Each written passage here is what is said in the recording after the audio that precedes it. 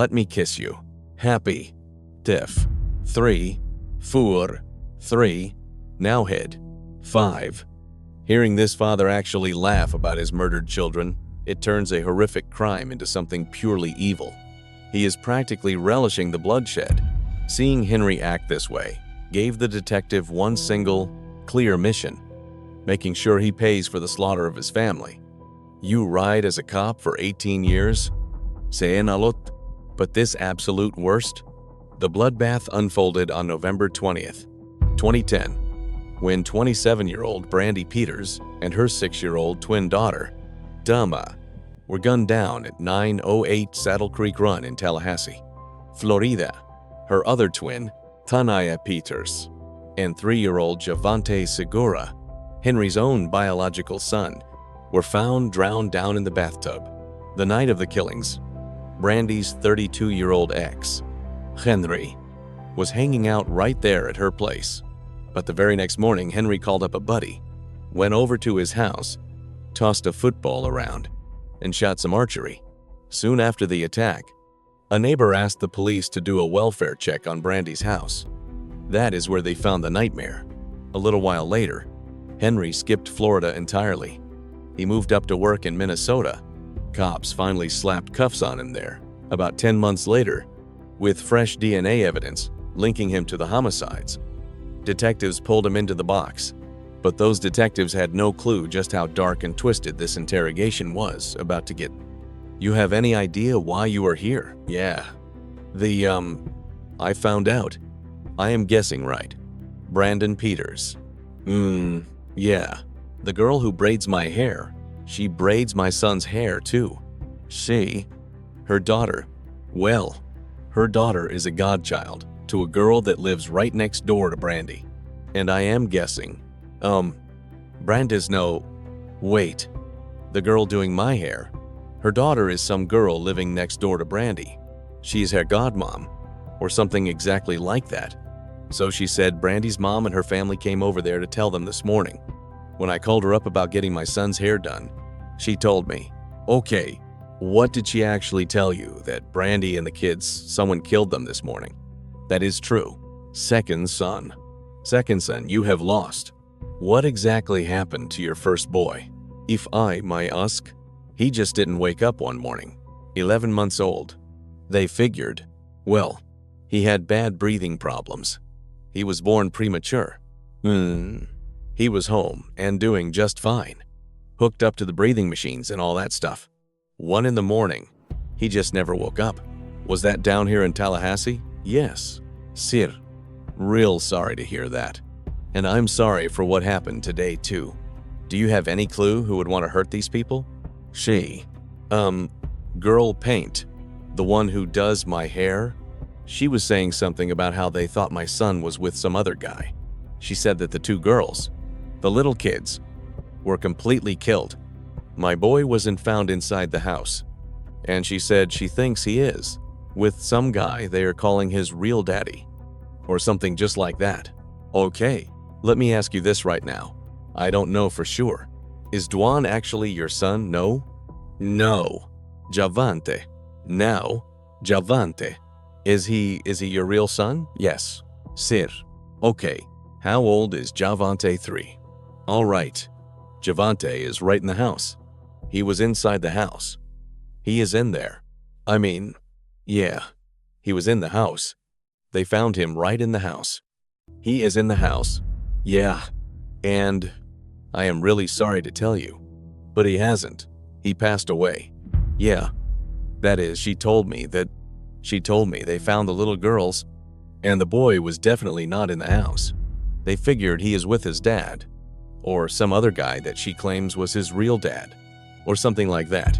So when the girl painting, who was doing my son's hair, then when I finally went back over there, she said, no, they actually did find him inside the house. So, I don't know what else she said. Do you know Pint's actual real name? Do you have any idea how I can get a hold of her? Well, she is the one she does she braids my son's hair. Her daughter is, well, honestly, I don't even know. Her daughter is the girl who actually knows Brandy's, godmother. And she knows I don't know. I'm guessing Brandy's mom must have just rushed over there this morning and told them the news. So, she called up Pint and told her, and you just happened to be standing right there today. And no, picture this. I called Pint to book a haircut for my son. She told me right over the phone that my boy was nowhere to be found. Completely gone. She said he wasn't around. But the second I pulled up, she claimed he was inside the house. And Javante is your child? Yes. Sir. Okay. We had some paternity issues, but legally, that boy is my son. He has my last name. All right. Tell me more about these paternity issues you've been dealing with. Well, just like the girl Frank mentioned, she actually thought my son belonged to that other guy. Do you know the other guy's name, Caleb? That is literally all I know. All right. That is it. Brandon used to always claim that Javante was actually his son, but then she would turn around and swear to me that he was not the father. It was just a constant mind game back and forth. So I went ahead and put myself on the hook for child support. Then I tried to get a DNA swab done, but the clinic said no because I had to pay $300 or $400 to even get a paternity test. I simply did not have the cash to afford it. So the court moved everything forward without me getting a paternity test. After that, I just stopped worrying about it. Okay, are you currently paying that child support? Or are you just listed? I am on it. I have not paid. You haven't paid at all, no. Any specific reason why I just lack the cash to pay it? All right. Is that because you lost your job? No. My bills are totally backed up and I lack the time. I honestly have not had the extra funds for it. Look, I have another kid down in Orlando that needs child support too. I have not paid that one lately either. Just falling behind on everything. Okay, how many kids do you actually have? Let me see. 3. 3 right now. I had 5, right? With different women. 2 boys with my wife. I had Javante with her. And I have a little girl over in Orlando. Okay, watching Henry act completely cheerful while discussing his murdered children makes his cold, heartless nature painfully obvious to everyone. When the cops finally found the bodies of Brandy and her kids, Henry was completely gone. The crime scene footage showed blood spattered all over the house. Crime scene evidence also proves Brandy fought desperately for her life before taking multiple fatal gunshots. And looking even closer, investigators noticed the phone cords ripped straight out of the wall. It is a massive red flag that the murderer wanted to cut Brandy off from any help. In just a few moments, the lead investigator asks a pointed question that drags Henry much deeper into his own guilt. The child support. She caught me checking the phone bill one day. Saw my statement showing I was calling his number constantly. That actually happened. I really do not know. So she confronts you with a phone bill and asks, "Hey, who is this person? What is this whole situation about talking on the phone at 2 or 3 in the morning for hours? This number has to belong to somebody really important. Did you ever actually make that call and dial the number 0? Absolutely. Those two used to ring each other up constantly. Oh, really? Yeah. Malakika and Brady. They acted like friends, but they would bicker. Okay. She would just tell her to stop bothering me, and so on and so forth. All right. Well, whenever I packed up for Colorado, I think it was roughly 2 years ago. No. Wait. It was around 3 years back. Javante was only 6 months old the day I finally returned. Yeah. It was somewhere around the time Javante hit 6 months old. That is exactly when I moved away. He was 6 months. I drove to Colorado. And that is when Brandy and I totally stopped talking. Why did you two cut contact? She texted my wife, calling her fat and some other names. When I asked why she said that, she claimed it was funny. I told her I expected basic respect when addressing my wife. I told her I do not play those games. Was that the absolute last time you had contact with her?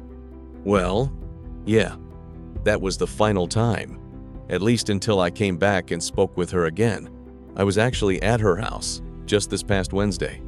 What day is today? Saturday. Yeah. I was definitely at her house on Wednesday because the timing fits.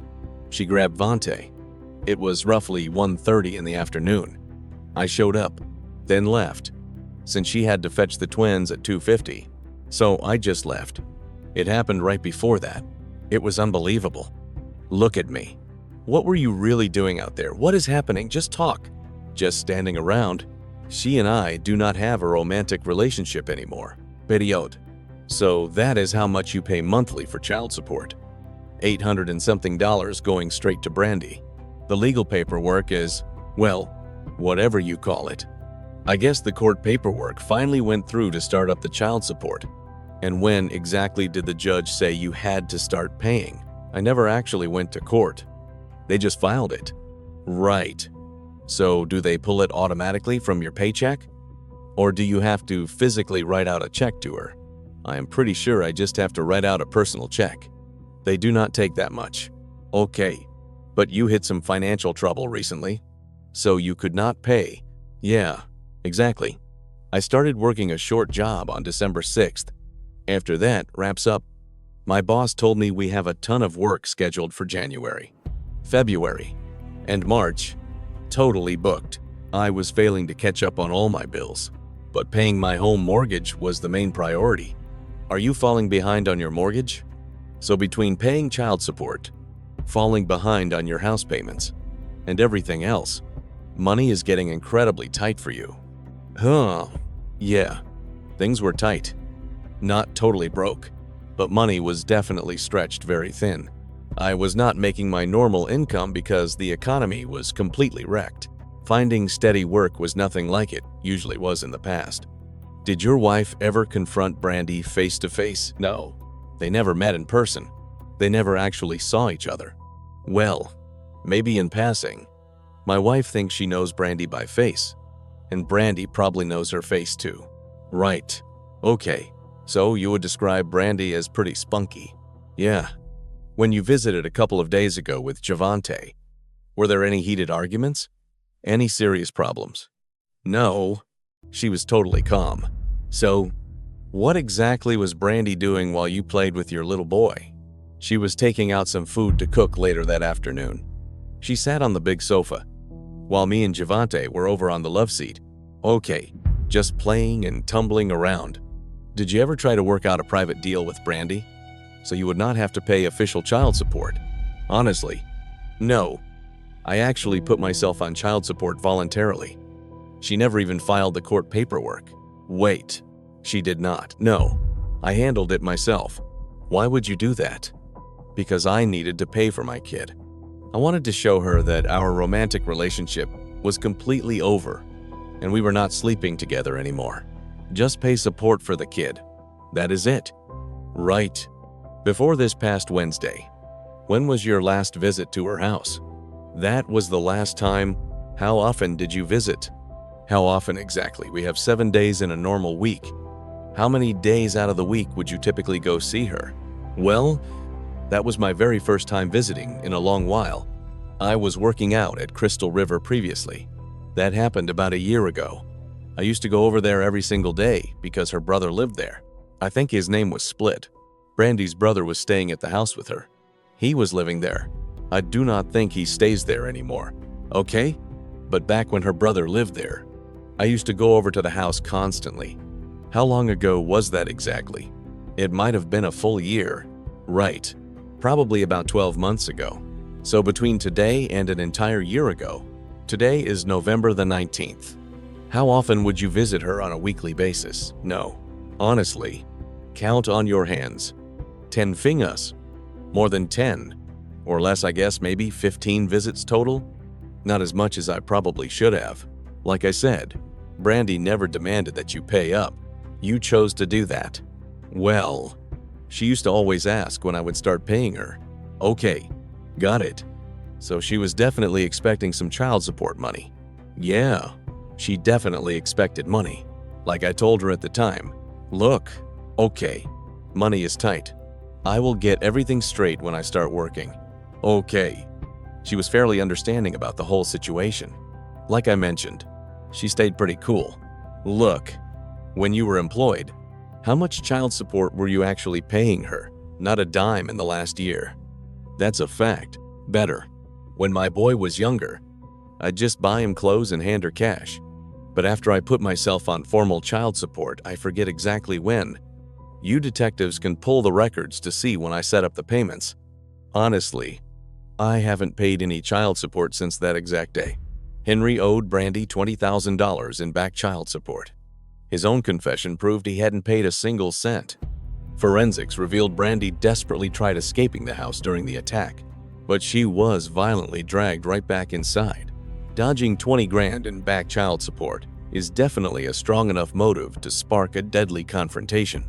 And if those glaring red flags weren't enough, Henry is about to drop a story way more unsettling than his creepy, plastic smile. That old injury right there? Is that why you stopped paying the child support? No. Well, I was out of work for a bit. Right. And that's exactly why I'm asking. Yeah. Honestly, I was just being damn lazy about it. I absolutely could have been paying her something. You know, I couldn't afford the whole amount. Sûr? But I could have paid something. Okay, got it. But my question was basically this. Did that injury stop you from paying your mortgage and all those other bills? Is that what really happened with all your finances? Yes. Sir. So, where did that happen? Was it here in Tallahassee? No, I was in Mississippi. Mississippi. Did cops catch the guy? I don't know. I don't think so. Haven't heard a thing about him since. Wow. Okay. What? Yeah. I stopped to ask for directions and got blasted in the stomach. Yeah. The guy dragged me right out of my truck. I was sitting inside, and he just yanked me out, stripped you naked and shot your stomach. Well, first, he aggressively demanded the keys to my truck. I told him I didn't have the truck keys. I didn't even know where I was. Being way out of town, he grabbed whatever cash was in my pockets. My actual wallet was tucked in the center console, so I was sitting on it. I basically handed over all my cash. He's holding my clothes and yells, "Are you going to give me those keys? How else did you start it?" So I tossed the keys away. Soon as he looked away, I lunged and punched him hard. When I attacked, he took off running. He bolted, and I just started screaming and cursing him out, yelling that I was going to catch him and kill him. Then he just turned around. He didn't even aim or look back. The guy just blindly started firing his weapon while sprinting away. I panicked and dove straight around the front bumper of my truck for cover. I got hit right then. The doctors told me an angel had to be watching over my life that night. It was a .45 caliber. Unbelievably, it didn't completely destroy anything inside. The surgeon totally expected my intestines to be shredded to pieces. That's exactly why they had to slice me open from here down to here. They finally found the slug lodged down here somewhere, and they surgically removed it. Yes. Sir, do you remember where in Mississippi this shooting actually happened? Yep. Down in Long Beach. I'm assuming there's a local Long Beach police department in Mississippi. How does your wife really feel about you fathering all these different kids? If you don't mind a personal question. Yeah. Honestly, she hates it. But I always tell her, the damage is done. The baby is already born. It isn't the child's fault. It's on me for sleeping around and getting someone else pregnant. You can't take that anger out on the kids. So, she fully accepts them. She accepts her, yeah, meaning she buys them Christmas gifts and all that. Was your wife actually at the hospital when these babies were born? Doing all that stuff, or no? Okay, so she doesn't actually see them that often. Right. Understood. Like I said before, I just don't really know. You claimed your wife accepted them. Well, I mean, she doesn't accept the situation completely. Okay, fair enough. But your wife still knows the truth. Right. That you have multiple other kids out there. I always tell her, look, I used to honestly believe I could afford to support them. Honestly, I just wanted to have a big family. I really wanted some more daughters. I work damn hard for a living. I just want something to show for it. I just want someone to inherit it. Can I ask what an average welder actually makes? It completely depends on the contracting company. Currently, I pull in $24 an hour. Understood. And we're working 12-hour shifts every day. Lately, it's been down to 10-hour days, though. Normally, we hit 12 hours daily, and any shift over 8 hours pays us time and a half. Picture this. They pay your travel both ways. Plus appel, Jim. A solid $100 a day with this crew. My last job only gave $50 a day and $21 an hour. It really depends on the crew. One company paid $28 an hour plus $100 a day. What is your average yearly income? 55 or 60,000? Something like that. As for this year, I really don't know much at all. I was mostly working with a Mac. I remember exactly who I was working with. Always on site. I worked with Zachary. Probably made about 40 grand. Maybe a bit more. It's not much when you have mortgages. 5 kids. And all that. 4 kids. Actually, my wife earned good money. Tell me about Bry's lifestyle. I really don't know. I haven't been around her much lately. I have no idea what she was up to, or what kind of photos she was handling. She just forwarded me all of these completely crazy text messages. Right, like a guy leaving his stuff in the sink, things like that. Look, like I said, I don't know. I have no clue what kind of crowd she was running with recently. Honestly, I don't know who she was talking to. I just don't know. You visited her place on Wednesday. Did she share anything about what was going on? Any personal problems she was facing, or anything similar? She didn't offer a single detail, so she kept completely quiet. Okay then. She just asked what else to buy Devante for Christmas. But I don't think she was really talking to me. Was she on her phone while you were visiting? I think so. By discussing the attack, Henry unknowingly drops a massive piece of the puzzle. He bolted to Mississippi shortly after the homicides. That is exactly where he took a bullet to the stomach during a fight. Right until his arrest in early September 2021, he laid low at this exact spot, probably trying to dodge the police. Then they discovered the murder scene. Henry explicitly told investigators he fled the scene to fix his marriage with Malikika. Immediately after finishing a romantic encounter with Brandy, it took 3 full days to finish the autopsy. The sheer volume of DNA evidence at the crime scene was absolutely staggering. With Henry denying every single detail, the lead detective decides to turn up the heat. He wants that murder confession. You lose your temper sometimes. You definitely have a temper. Did you ever take it out on her? My wife and I argue sometimes, sûr, but nothing recent. We haven't fought in a good while. Right. Did you ever hit her? I never hit her. I grabbed her. Maybe shoved her once. What exactly set you off? Honestly, I don't even recall what we were arguing over. The cops showed up. It turned into a huge mess. Tell me that again. Just a massive scene. The police arrived, but it was nothing serious. We merely had a minor disagreement.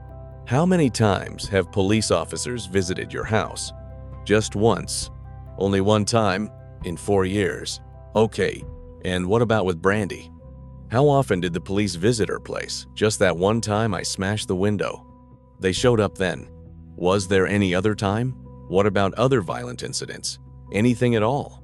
I have some minor battery charges on my record. Mostly local stuff. What about anywhere else in the country? Any other legal trouble? So basically, whenever you finally explode, look, I admit I have a severe temper problem. It's all local. No, that's fine. I don't know. Dude, I am just riding along here. So, you have absolutely no idea who would hurt Brandy. You visited her a few days back, and she never mentioned being in any kind of danger, nothing at all. I have absolutely no clue why anyone would murder her and those kids. This double homicide is a total nightmare. The entire community is demanding answers, and they want to know exactly what happened here. The public pressure is definitely rising fast. Yeah, she lives in a pretty quiet neighborhood. Do you have any theory on why someone would do this? Yeah, I get it. Being furious with an adult is one thing, but targeting innocent children. Detectives and Brandy's family claim Henry was a notorious serial cheater. He even had a long history of buying burner phones to cover his tracks. But look closer. The physical evidence completely clashes. Forensics place known drug trafficker Angel Ayla Quiñones right in Bry's bedroom. The catch, he was deported back in 2009. Vice Lords member James Carlos Santos claims these were prison-ordered hits, blaming a drug cartel, but the guy has schizophrenia and a long record of faking confessions. Henry's DNA on the bathtub handle screams guilty, but his lawyers argue it's from an old visit. Plus, investigators found 5 different shoe prints.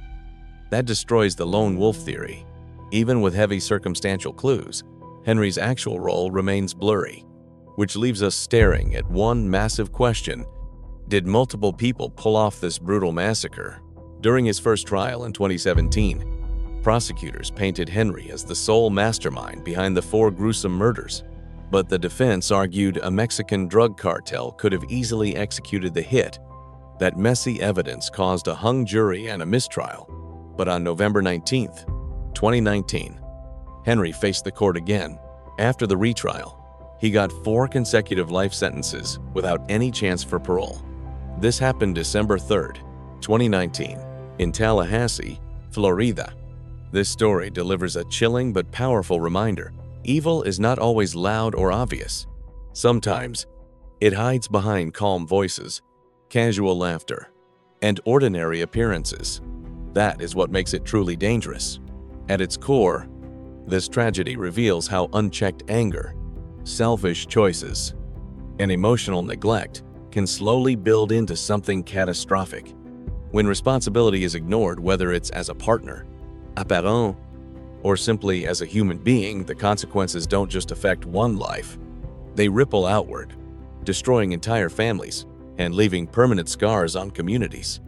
There is also a painful lesson about accountability. Running away, making excuses, or pretending innocence cannot erase the truth. In the end, actions speak louder than words, and justice, no matter how delayed, has a way of catching up. But beyond the darkness, there is a message we must hold on to.